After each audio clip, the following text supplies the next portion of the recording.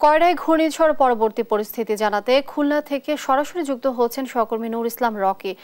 Rocky, আপনি যুক্ত হচ্ছেন আমাদের সঙ্গে। রকি, এর আগে আপনি জানিয়েছিলেন কয়রার পরিস্থিতি, এখনকার সর্বশেষ কয়রার পরিস্থিতি জানাবেন। ধন্যবাদ লিনিয়া।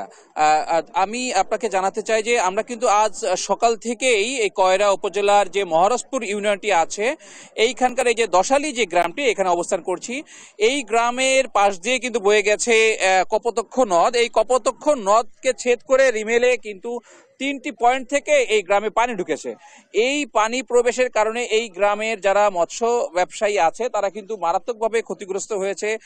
পাশাপাশি কিন্তু এখানকার যারা আপনার অন্যান্য বসতবাড়ি আছে সেই বসতবাড়িতে কিন্তু হাঁটু পানি ছিল। তবে গতকাল থেকে কিন্তু পানি এখান থেকে নেমে গেছে। আমরা আজকে সকালে এসে যেটা দেখতে পেলাম যে এখানকার যে 3টি পয়েন্ট ছিল, একটি পয়েন্টের কিন্তু বাদ এখানকার যারা ছিলেন তারা কিন্তু সেটা সংস্কার করেছে।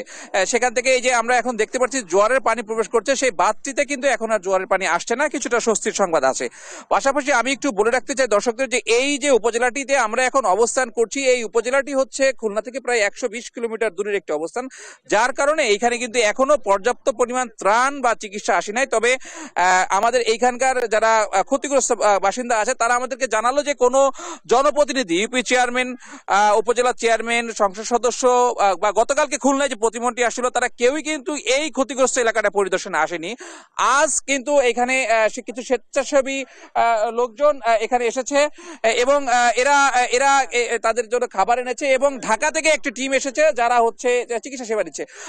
লিনিয়া, আপনি দেখতে পাচ্ছেন যে এইখানকার যে এলাকাবাসী আছে তারা একটি স্লোগান দিয়ে দাঁড়িয়ে আছে, সেটা হচ্ছে যে ত্রাণ নয় টেকসই বেড়িবাঁধ চাই। তাদের বক্তব্য হচ্ছে এখানে বারবার কিন্তু আসলে বেড়িবাঁধ ধসে কিন্তু ক্ষতিগ্রস্ত হচ্ছে। তো তারা যেটা বলতে যাচ্ছে যে এখানে বারবার আসলে যেহেতু ক্ষতিগ্রস্ত হচ্ছে তার আসলে কোনো ত্রাণ সহযোগিতা চায় না, তারা এখানকার টেকসই বেড়িবাঁধ চায় এবং এই বিষয়ে তারা প্রধানমন্ত্রীর হস্তক্ষেপ দাবি কামনা করেছে। লিনিয়া, খুলনার কয়রা উপজেলা থেকে এটা ছিল আমার কাছে সর্বশেষ সংবাদ।